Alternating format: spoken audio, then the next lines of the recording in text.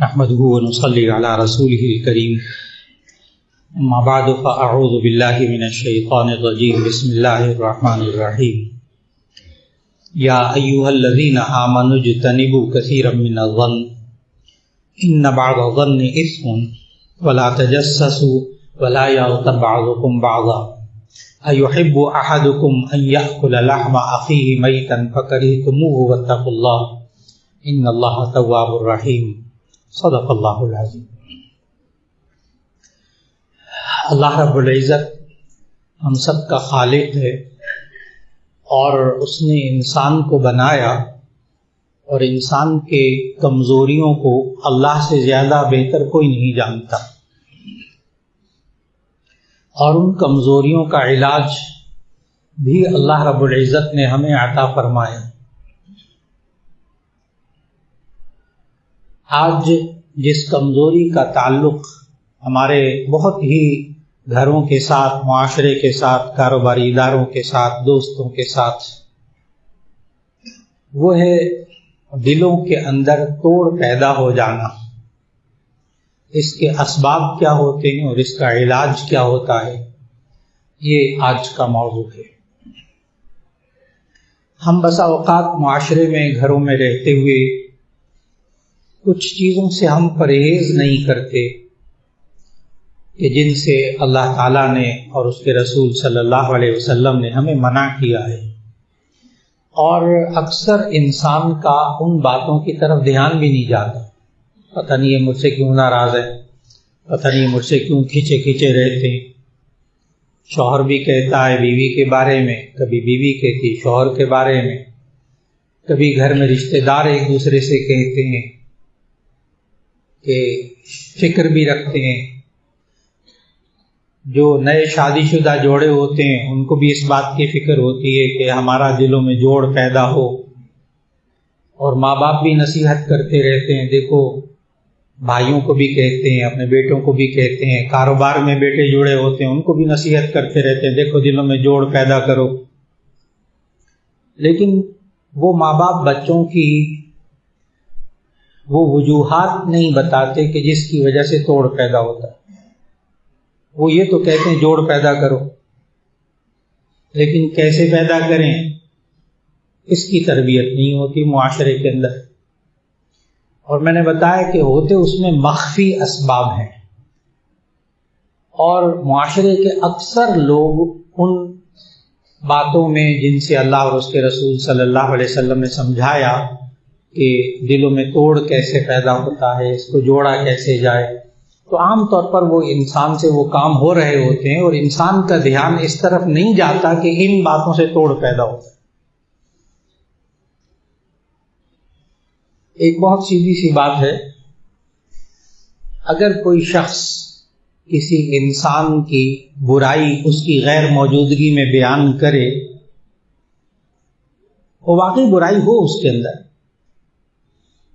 پھر اس کو گھوم پھر کر بات کا پتہ چل جائے کہ فلاں صاحب نے نا میری برائی بیان کی ہے ان کے سامنے، بس اتنی سی بات سے دل کا توڑ پیدا ہونا شروع ہو گیا۔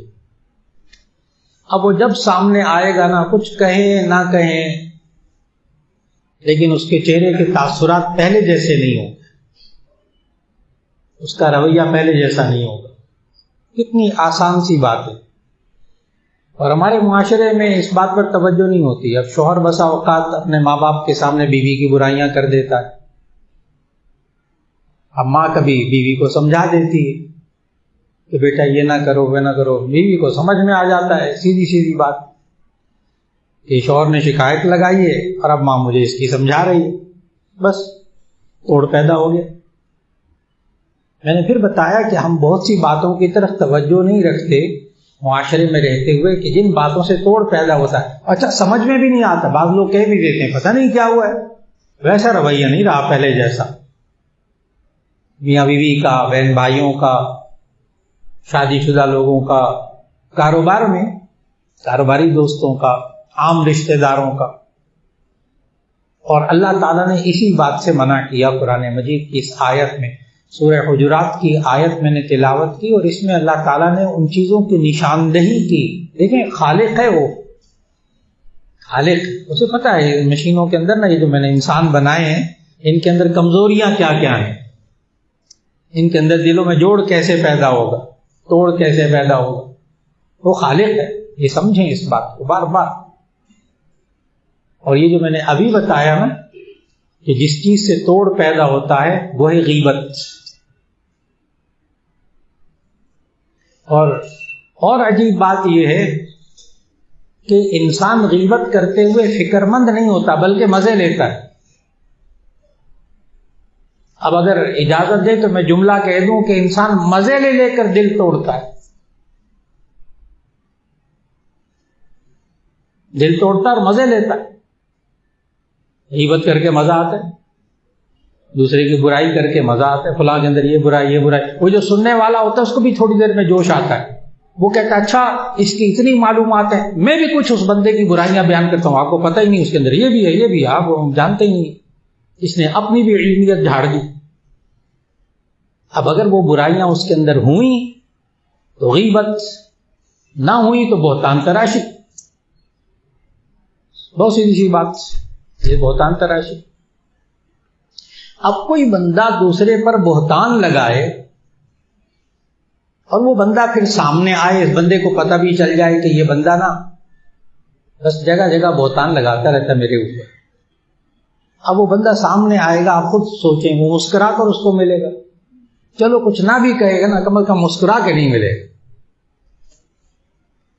اب شوہر بیوی پہ بہتان لگائے، بیوی شوہر پہ بہتان لگائے، بھائی بھائی پہ لگائے، بہن بھائی پہ لگائیں، دوست آپس میں لگائیں، پتہ چل جاتا ہے بعد میں، گھوم پھر کر بات کا پتہ چل جاتا ہے۔ یہ جو ایک دوسرے سے غیبتیں کرتے ہیں نا، ایک دوسرے تک باتیں پہنچاتے ہیں، ان کے بارے میں ایک جملہ ہے، ادب کی کتاب ہے مفید الطالبین، علماء کو پڑھائی جاتی ہے، درس نظامی میں شامل ہے، عربی ادب کی کتاب، اس میں ایک خوبصورت جملہ ہے، اس کو زندگی میں آزمائیے گا، 100% رزلٹ اس کا ملے گا آپ کو۔ اور وہ خوبصورت جملہ یہ ہے، من نقل الیک فقد نقل عنک، من نقل الیک فقد نقل عنک، ایمان رکھیں اس بات پر، جو بندہ آپ کے پاس دوسرے کی بات پہنچائے نا، وہ آپ کی بات دوسرے تک بھی پہنچائے گا، فکر نہ کریں، اس کو عادت پڑی ہوئی۔ ہم خوش ہو جاتے ہیں دوسرے کی برائی سن کے نا، چلو، اور ہم کوئی تبصرہ بھی کر دیتے ہیں نا، اب یہ بندہ تبصرہ وہاں تک پہنچائے گا، پکا پکا پہنچائے گا، کیونکہ اس کو عادت پڑی ہوئی ہے۔ من نقل الیک فقد نقل عنک، جو آپ کی طرف کسی کی بات منتقل کر رہا ہے وہ آپ کی بات بھی دوسرے تک منتقل کرے گا۔ اچھی بات ہو تو بہت اچھا، لیکن بات تو یہ منفی انداز کی ہو رہی۔ تو معلوم ہوا دلوں کو توڑنے والی ایک چیز تو غیبت، اور ایک چیز تہمت بہتان تراشی، اور ایک چیز چغل خوری، یہ دلوں کو توڑنے والی ہوتی۔ چغل خوری کس کو کہتے ہیں؟ کہ کسی دوسرے تک بات پہنچانا، اچھی یا بری بات دوسرے تک پہنچانا تاکہ ان دونوں میں لڑائی ہو جائے، اس کو کہتے ہیں چغل خوری۔ اچھی بات بھی پہنچائی جائے نا فساد کے نقطہ نظر سے، یہ چغل خوری۔ بری بات تو سمجھ میں آ جاتی ہے، اچھی بات سمجھ میں نہیں آتی، اس کی مثال دینے لگا ہوں، کیونکہ لوگ سمجھتے ہیں ہم نے کیا برا کہا ہے میں نے، چلو، لیکن وہ فساد ہو گیا، دلوں میں توڑ پیدا ہو گیا، اس کی ایک مثال دینے لگا ہوں، اس کو سمجھیے گا۔ ہمارے گھر معاشرہ، ہمارا شادی ہو گئی، دلہا نے، اب گرمی کا موسم آیا تو دلہا نے لا کے ایک اچھا سا سوٹ دیا بیوی کو، تو بہت اچھی بات ہے نا، بیوی کو سوٹ لا کر دینا بہت اچھی بات ہے۔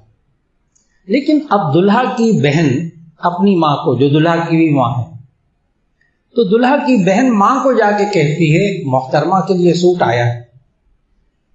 اب آپ دیکھیے گا، غور کیجیے گا، بہت اچھی بات ہے بھائی، محترمہ، اس نے بے ادبی سے تو نام نہیں لیا نا بیوی کا، محترمہ کے لیے سوٹ آیا، یعنی ماں کو اس نے کیا پیغام دیا ہے؟ ماں پہلے تیرے لیے سوٹ آیا کرتا تھا، اب کسی اور کے لیے آیا، اب ہوگی لڑائی، اب وہ ماں پوچھے گی بیٹے سے میرے لیے سوٹ کیوں نہیں آیا، فساد ہو گیا گھر میں۔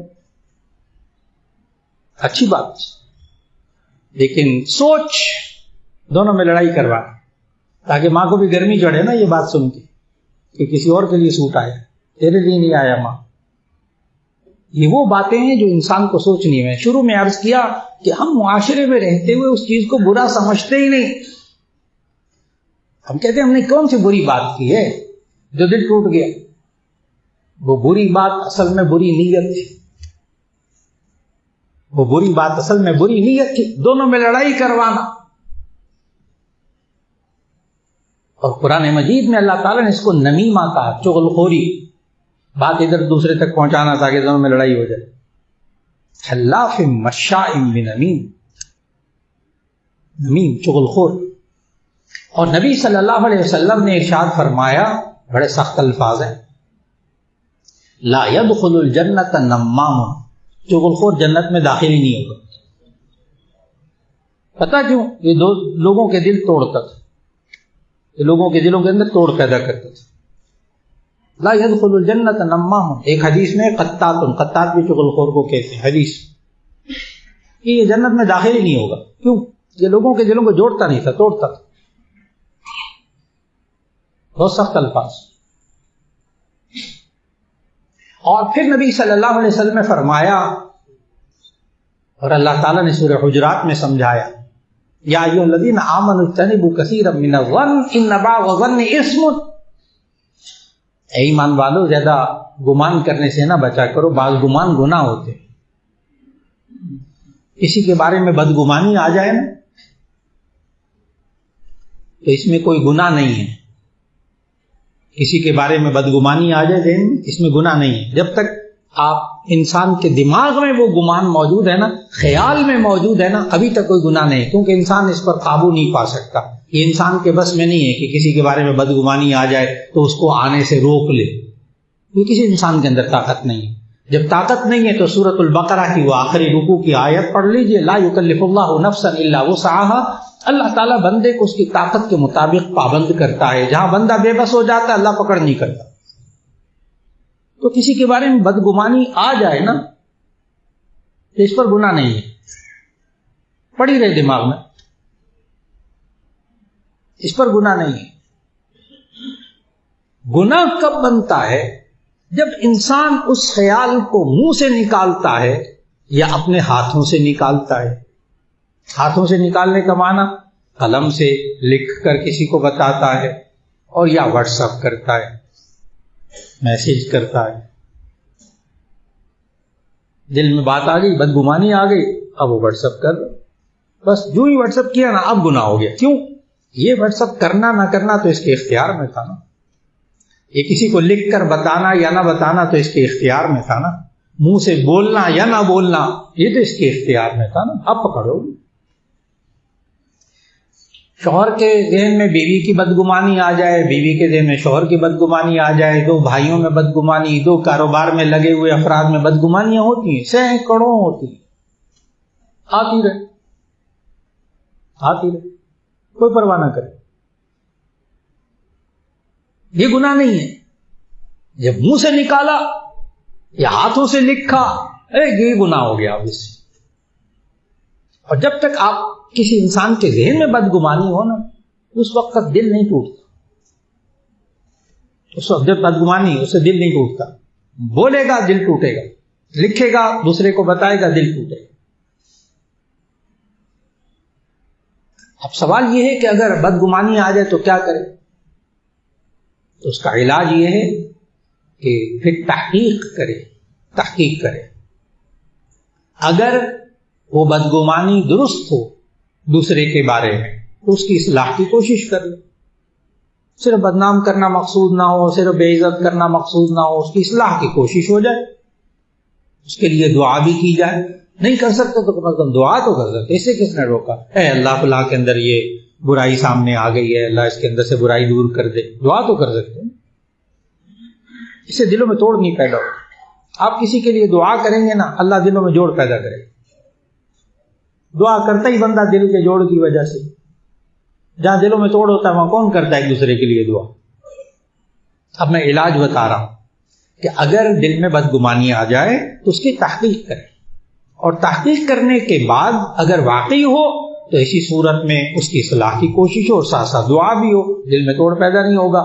اور اگر نہ ہو اس کے اندر وہ برائی تو پھر اسی صورت میں اپنے منہ کو بند رکھ لیا جائے، پھر منہ کو بند رکھ لیا جائے. اور نبی کریم صلی اللہ علیہ وسلم نے ہمیں اس بارے میں مکمل رہنمائی دی کہ اگر بدگمانی ذہن میں آ جائے تو اس پر فوراً ری ایکشن نہ کرے، فوراً ایکشن بھی نہ لے. یہ ہمارے معاشرے کے افراد کی بڑی کمزوری. ادھر شوہر کے دل میں بات آئی، ادھر کھٹ سے اس پر ایکشن. بیوی کے ذہن میں آئی، ماں باپ کے ذہن میں اولاد کے بارے میں بدگمانی آئی، فوراً ایکشن شروع. کوئی خبر پہنچ گئی الٹی سیدھی تو اس پر ایکشن فوراً شروع بغیر تحقیق. اس سے دل ٹوٹتے. بعد میں بندہ دوسرا کہتا بھی ہے آپ نے میرے سے ہی پوچھ لینا تھا کہ یہ بات اس طرح ہے کہ نہیں ہے، آپ نے میرے سے ہی پوچھ لیا. اور اللہ تعالیٰ نے اس بارے میں ہمیں یہ سمجھایا، یا ایھا الذین آمنوا ان جاءکم فاسق بنبأ فتبینوا ان تصیبوا قوما بجہالۃ فتصبحوا علی ما فعلتم نادمین. دیکھیں خالق نے ہمیں کتنا محتاط بنایا ہے کہ اگر وہ آپ کے دل میں کوئی بدگمانی ڈالے نا، ایک دم اس پر ایکشن کبھی نہ لے. جو بندہ جس ایڈمن کی سیٹ پہ بیٹھا ہے، ایڈمنسٹریٹر ہے، کوئی ڈائریکٹر ہے، فلاں اس کے ماتحت لوگ کام کر رہے ہیں، جو بندہ اس آیت پر عمل کرے نا وہ کمال کا ایڈمنسٹریٹر ہوگا، کبھی شرمندہ نہیں ہوگا اپنے ماتحتوں کے سامنے اگر اس آیت پر ترجمہ کرنے لگا ہوں. اور جو بندہ ادھر بدگمانی کسی نے ڈالی، ادھر شکایت لگائی، فوراً ایکشن، یہ بندہ اکثر شرمندہ ہوگا، لوگوں کے ہاتھوں میں کھیلے گا، لوگ اس کو کھلونا بنا لیں گے. بس اس تک بات پہنچاؤ، یہ ایسا غصے میں آئے گا، گرم ہوگا، بس کچھ نہ کچھ کرے گا.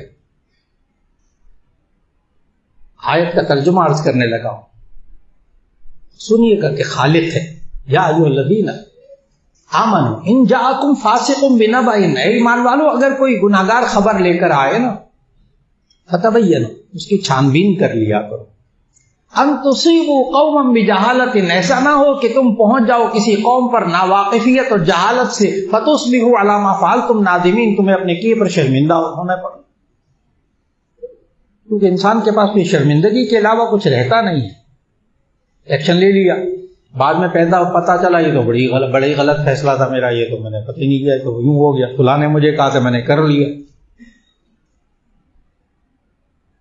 اور پھر انسان کے دلوں میں توڑ پیدا کرنے والی ایک اور چیز، اور وہ ہے بغض اور کینہ. بغض اور کینہ.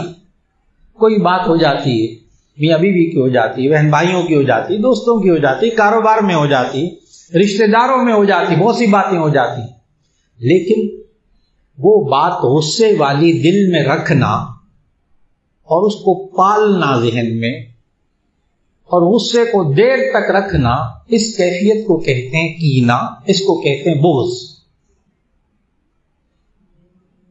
پرانا غصہ، پرانی نفرت، اس کو کہتے ہیں بغض، کینہ. اور اس سے دلوں کے اندر توڑ پیدا ہوتا ہے. اس کا علاج کیا ہے؟ یہ انسان عفو درگزر سے کام لیتا رہے. کسی نے کچھ کہہ دیا، معاف کر دیں اس کو. کسی نے نقصان پہنچا دیا، برداشت کر سکتے ہیں، برداشت کر کے اس کو معاف کر دیجیے. معاملے کو صاف کر لیجیے، معاملات کو صاف کر لیجیے. لیکن اگر یہ انسان دل کے اندر بغض اور کینہ پالتا رہے نا، تو نبی صلی اللہ علیہ وسلم نے فرمایا کہ المؤمن مرآۃ المؤمن. بڑا عجیب سا جملہ ہے، میں ترجمہ عرض کروں گا پھر اس کی مجھے وضاحت کرنی پڑے گی.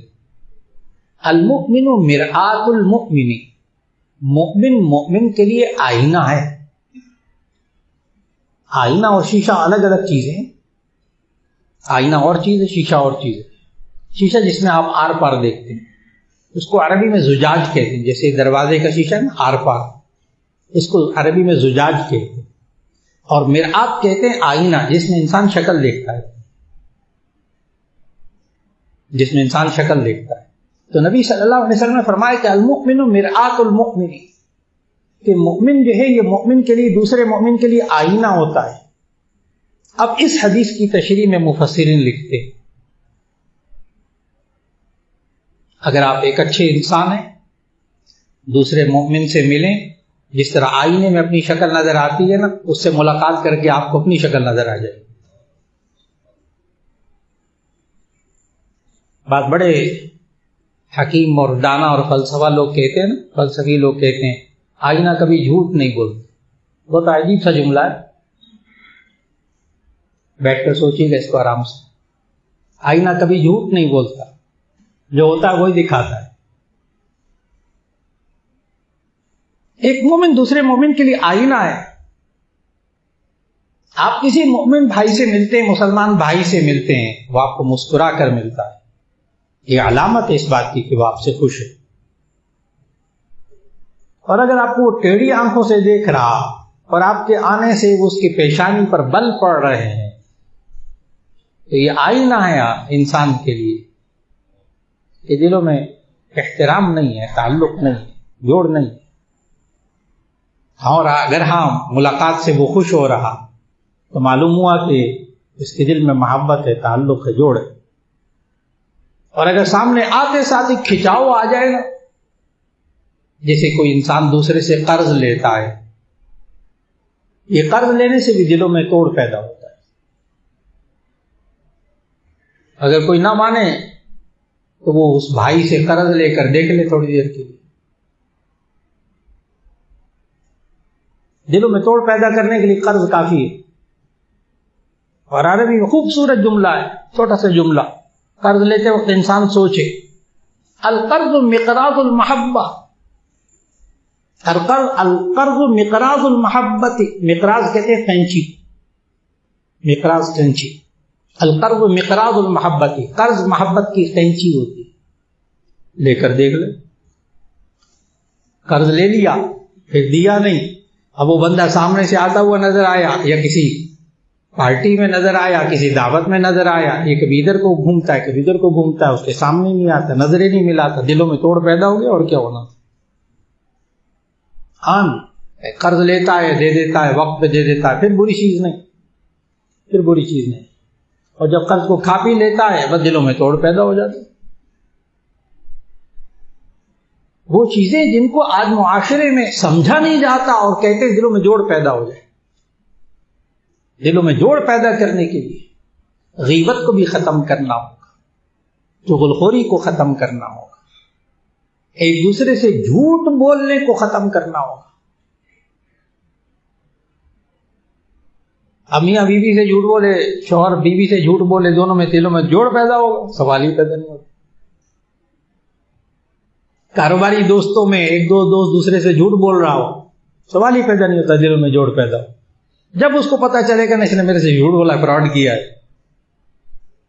اسی طرح ایک دوسرے کو دھوکہ دینے سے دلوں میں توڑ پیدا ہوتا ہے.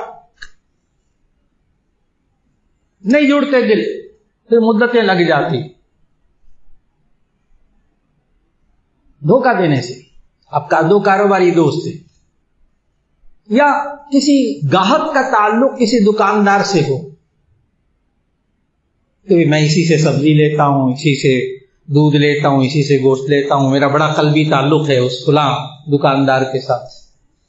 اور وہ دکاندار اس کو ایک دفعہ دھوکہ دے دے گا، بس اوقات ہوتا بندہ چھوڑ ہی دیتا اس دکان کو، کہتا نہیں کہیں اور سے.